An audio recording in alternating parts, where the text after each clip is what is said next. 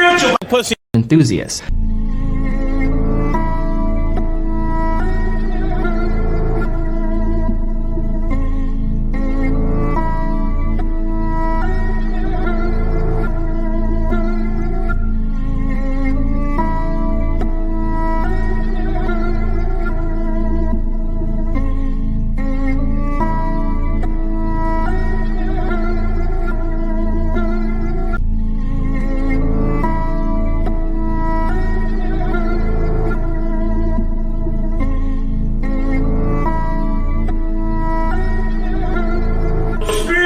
pussy enthusiast. I am everything a God is and a God is not. There is a third eye. The third eye exists, but it doesn't look out at this world. You've got two perfectly good eyes for doing that. The third eye looks out at the holographic matrix of informational totality. And then the problem for that form of perception is filtering. Would you say that another word, you use the word? Well, Atman means soul or being, or yes. I mean, it's simply that consciousness is distributed and holographic, and nobody has their brand on it. What we have been calling human consciousness is the only consciousness there is. It's something you tap into, not something you evolve out of yourself. I mean, you required a local language to create a local model of this universal input. If your local language is insufficient, then you abide in a domain of intuition. And that's what I would call animal consciousness. It's a domain of intuition, of being. Animals intuit being. But given a more advanced nervous system, a more advanced cultural toolkit, the intuition changes into a direct perception. And you begin to make poetry and experience loss and feel love, and you begin to feel the emotional outlines of the enterprise of being, and how far one can go into that. I assume it's infinite, or at least appears infinite from our limited position. So the local language is? Well, the local language is a necessary compromise. It's interesting, the thing that makes psychedelics so central to a discussion like this is they are the only thing which pulls the plug on the illusion created by local language. That's why people are both in love with it and terrified of it, because it addresses a fundamental aspect of reality, and it addresses it incontrovertibly. And people who feel culture as a safety zone that is keeping at bay the black oceans of God knows what are not interested in taking psychedelics. On the other hand, people who feel confined by the cultural dream and who want to cross the black oceans of who knows what to see what's on the other side, they embrace that same experience as a God-sent gift. But it's the same phenomenon. So it addresses, one's own fundamental relationship to the unknown. Local languages, like local cultures and architectural styles and everything else, are designed to create, I think, an infantile sense of security.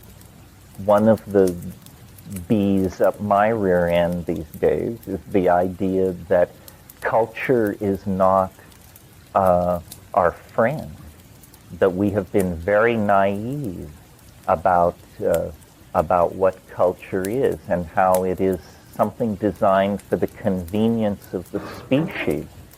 And, it could turn you into a janitor or a banker or a celebrity or anything else with no interest or concern for whether that's good for you.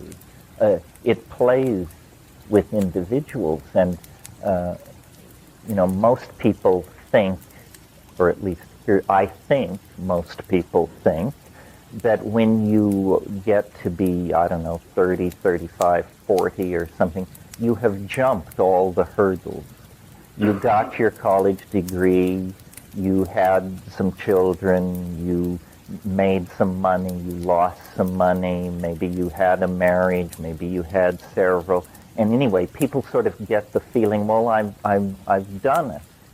Actually, the major adventure still lies ahead. And the major adventure is to claim your authentic, true being, which is not culturally given to you. The culture will not explain to you how to be a real human being. It will tell you how to be banker, politician, Indian chief, masseuse, actress, whatever, but it will not give you true being. And maybe this is the voice of somebody who just turned 50 talking, but I thought it would get simpler. It doesn't, because this rejection of culture thing is the last and hardest step to take. And there are all kinds of impediments to taking it. The fact that in middle age, if you've played the game right, you get a lot of money. That's totally stultifying in most cases in terms of going forward to the next level. It's almost as though culture is an enterprise, self-organized, to buy you off at the moment when you might be most dangerous to its values and goals. To humanity trying to reach harmony. Well, in Revelation, the Ancient of Days is described as there's a sword which comes out of the mouth. It's a very hard image to picture, but a sword, a turning sword, which comes out of the mouth. And of course, the whole Western myth of creation is the world was made by an utterance. In principio et verbum et verbo caro factum est. In the beginning was the Word, and the Word was made flesh. And in some sense, I think what is not stated there is that then out of the flesh, the Word must be redistilled. That's the second half of the historical process. In this book, which I may mention at some point, the statement is made, God created man in order to taste the bitter fruit of time. In the DMT flash, the entities that appear, their entire program is a program of language acquisition. And, this is a point that's brushed over in science fiction films because it's actually such a conundrum. Those of you who saw, and you suffered as I did, Mars Attacks, the little role for Rod Steiger in there as the German guy with the translation machine. Well, if you think about alien contact, real alien contact, we cannot assume that universal understanding is easily achieved. The very first aspect of true alien contact would probably be a language lesson of some sort, because the aliens don't want to communicate about our gross national product or our political system. If they do, they're not really aliens. They're just odd-looking people from far away. Real aliens have something really alien to communicate, and it can only be communicated in an alien language.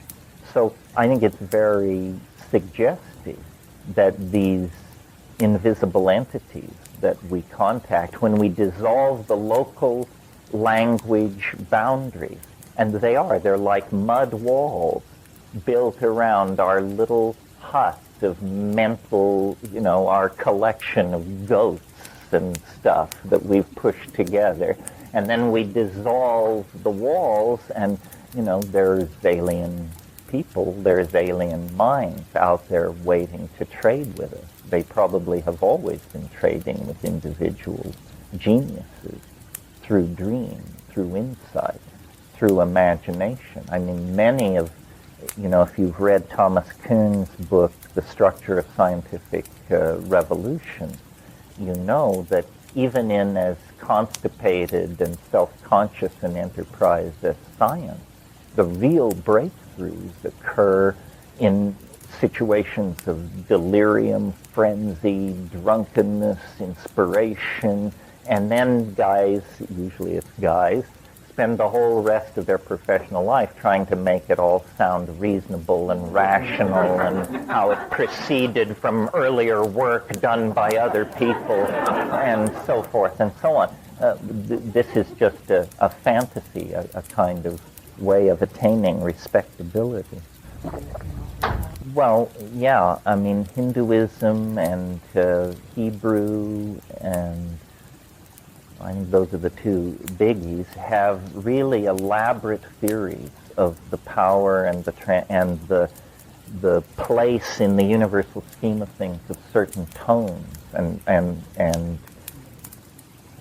it's as I was sitting here, I was thinking Sufi, and then I was also thinking Pythagorean. I mean, some people call this the Pythagorean impulse, the belief that basically the universe is harmonious and exists as a series of octaves, and that if you know the mechanics of this, you can converse with angels, you can ascend to higher levels.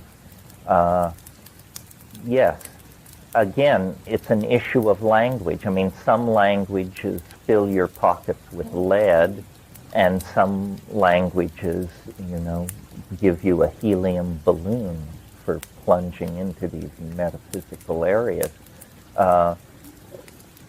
One thing I wanted to talk about this morning, and maybe this is the place to get into it, is we've spoken of the imagination as a seemingly boundless realm, but it's not ruleless.